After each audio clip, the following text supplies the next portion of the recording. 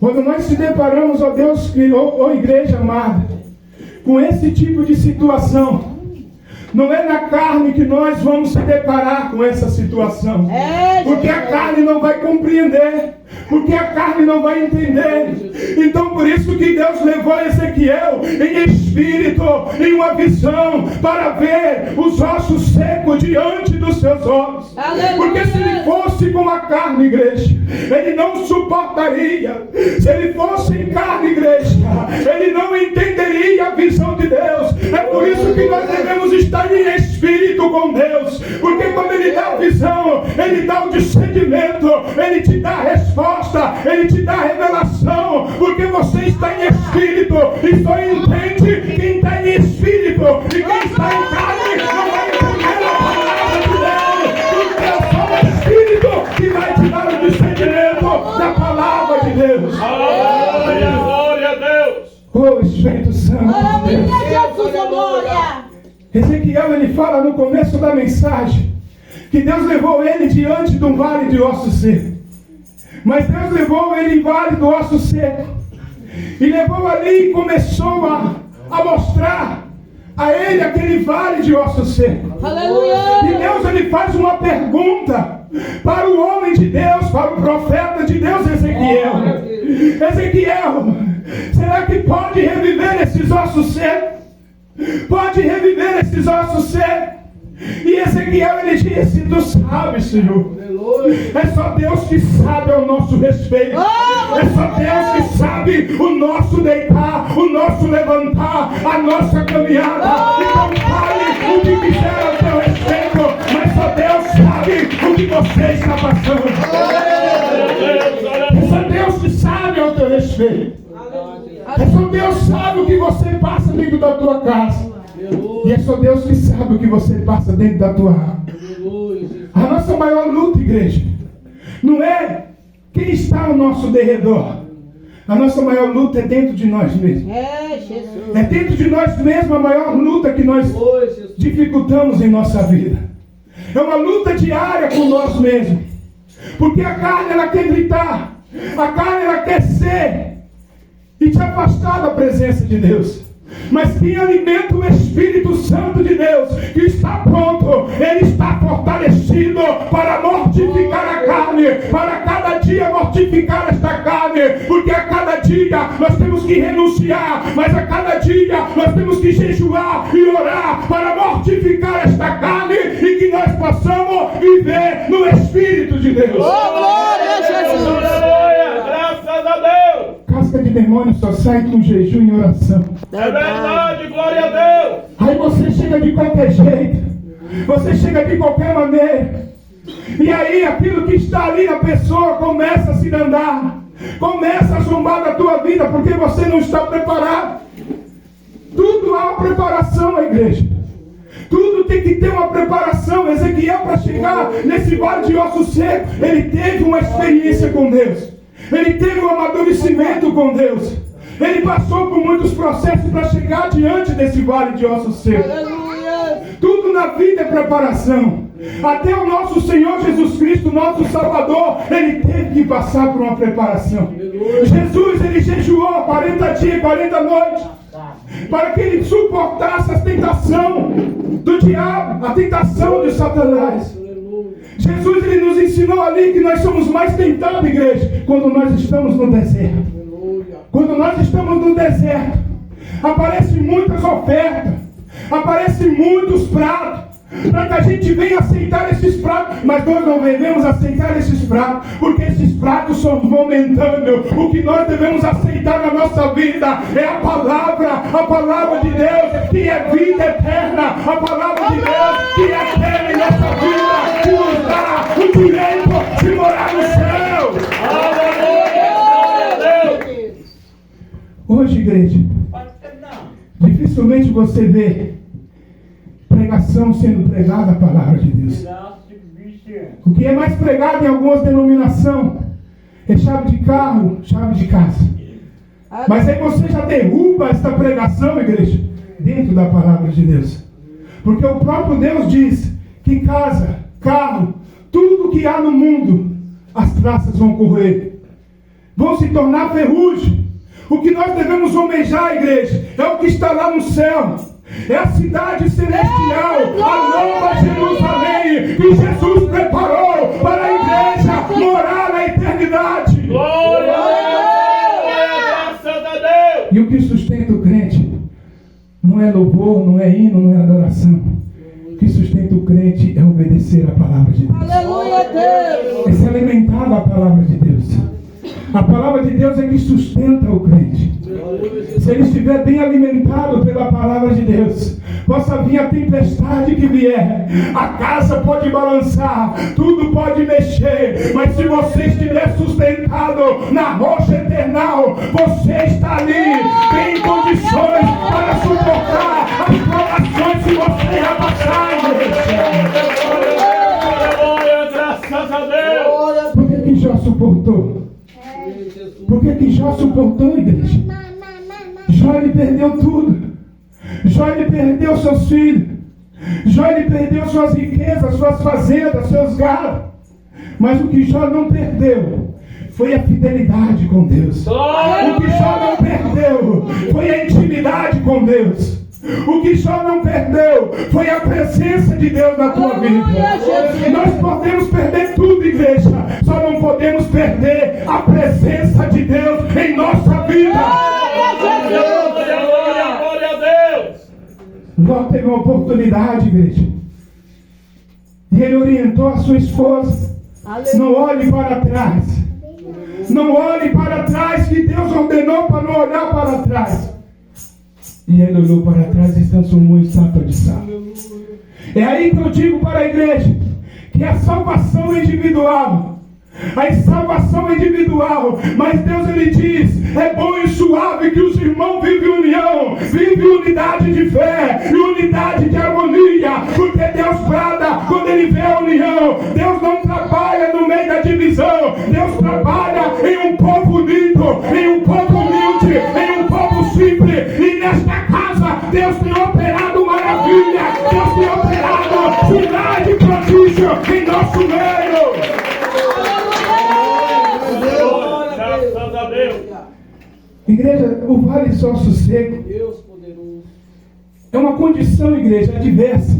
Aleluia. É Deus falando com a igreja nesta noite que tudo é possível aquilo que está morto. O vale de ossos secos não está falando que ele estava com vida, e sim que Deus ia dar vida para esses ossos secos, que Deus ia dar em suas narinas o fôlego de vida, que Deus ia dar corpo para esses ossos, que Deus ia dar vida, vida com abundância para esses ossos. Mas esses povos estavam assim, igreja, pelo fato da desobediência, pelo fato de não mais cumprir os estados, os mandamentos de Deus, e se tornou ali um vale de ossos secos. Mas Deus ele deu uma nova oportunidade.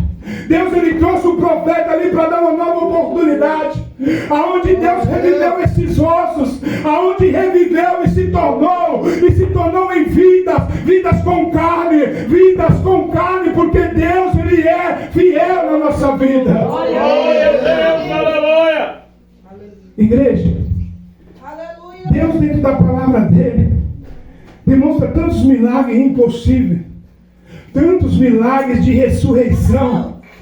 Deus ele ressuscitou a filha de Jairo, que estava morta, a filha de Jairo que se encontrava morta, igreja.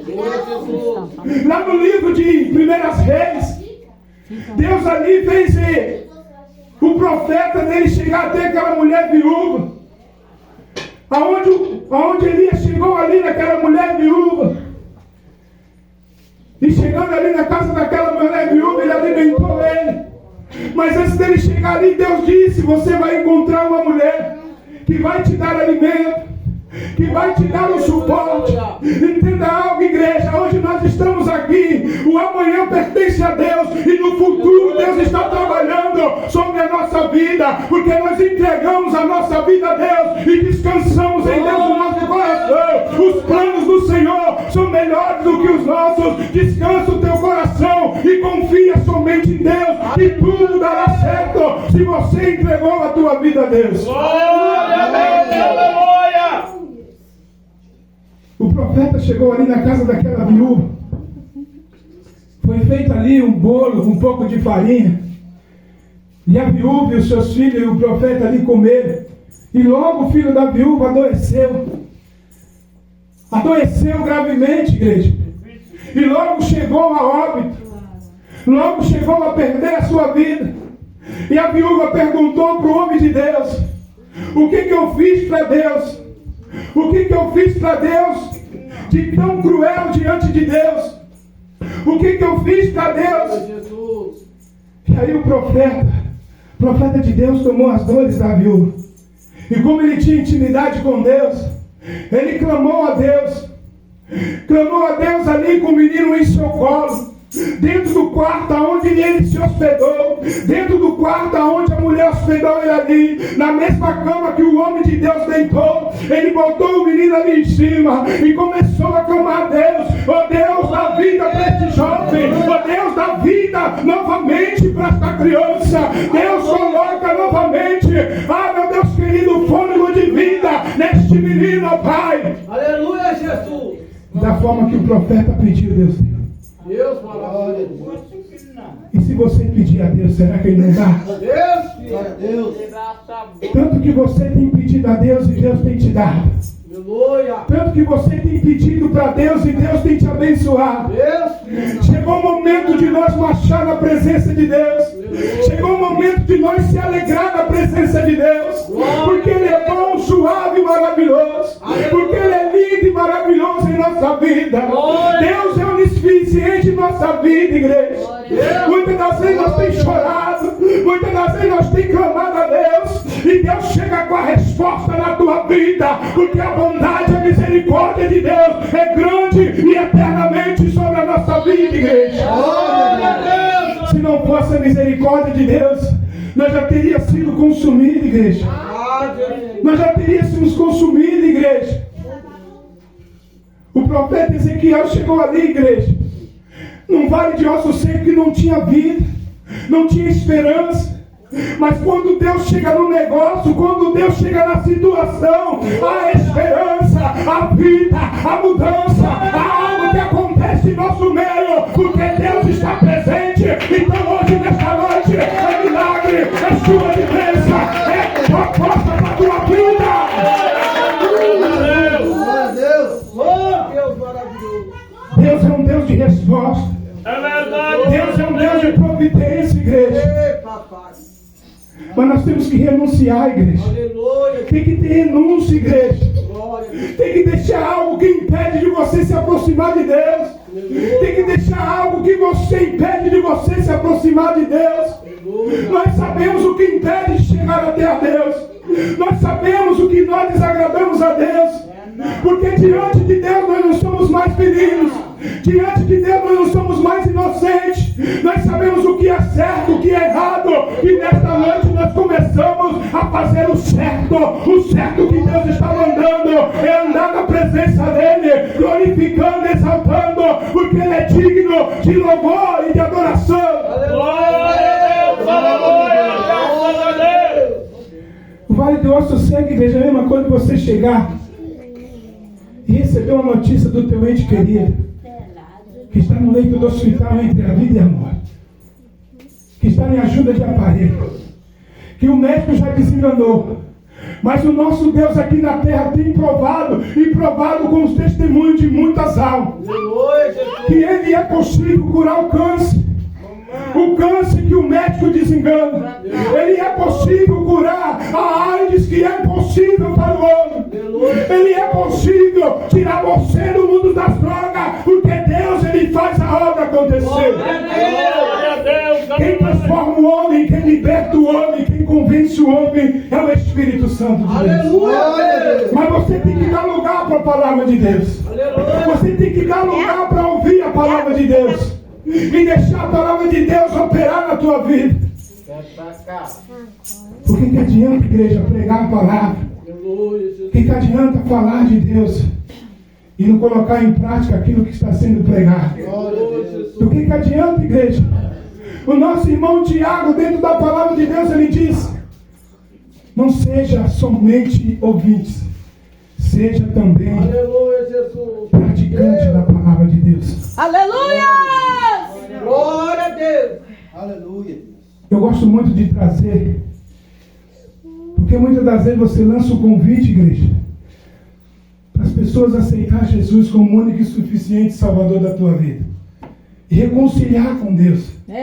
Aqueles que se afastaram por algum motivo, alguma coisa que aconteceu na tua vida.